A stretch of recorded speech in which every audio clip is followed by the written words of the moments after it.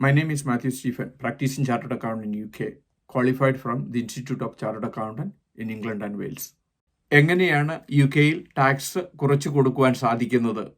എന്തൊക്കെ tax planning മെത്തേഡാണ് അതിലുള്ളത്?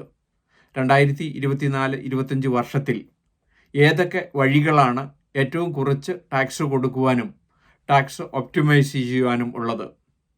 ഒന്നാമതായിട്ട് പെൻഷനാണ്. പെൻഷൻ വഴി നിങ്ങൾക്ക് ടാക്സ് സേവ് ചെയ്യാൻ സാധിക്കും.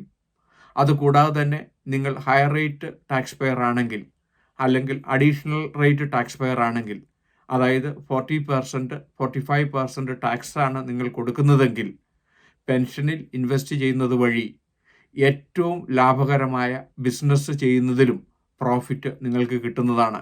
കാരണം പെൻഷൻ ഇൻവെസ്റ്റ് ചെയ്യുന്നത് വഴി 40% ടാക്സ് സേവ് ആ വർഷം കിട്ടുകയും അതോടൊപ്പം തന്നെ പെൻഷൻ ഫണ്ടിൽ നിന്നുള്ള ഇൻകത്തിന് നിങ്ങൾ tax കൊടുക്കേണ്ടതില്ല, capital gain tax കൊടുക്കേണ്ടതില്ല.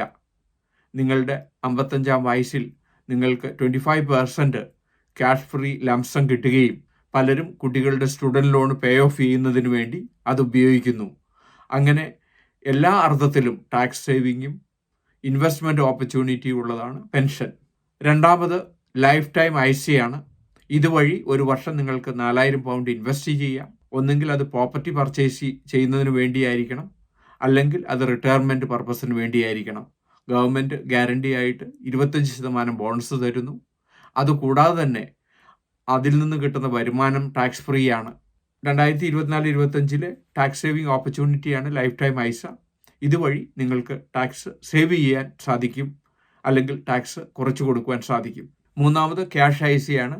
Cash ICയിൽ ഇൻവെസ്റ്റ് ചെയ്യുന്നത് വഴി ബേസിക് റേറ്റ് ടാക്സ് പെയർക്ക് 500 പൗണ്ട് ഒരു വർഷം സേവ് ചെയ്യാം. ഹയർ റേറ്റ് ടാക്സ് പെയർക്ക് 1000 പൗണ്ട് ടാക്സ് ഫ്രീ അലവൻസ് ഉപയോഗിക്കാം. ICയിൽ ഇൻവെസ്റ്റ് ചെയ്യുന്നത് വഴി കിട്ടുന്ന വരുമാനത്തിന് ടാക്സ് കൊടുക്കണ്ട. ടാക്സ് ഒപ്റ്റിമൈസ് ചെയ്യുന്നതിന് ഏറ്റവും നല്ല മാർഗമാണ് നിങ്ങൾ കറണ്ട് അക്കൗണ്ടിൽ കിടക്കുന്ന പൈസ ക്യാഷ് ICയിൽ ട്രാൻസ്ഫർ ചെയ്യുന്നത്.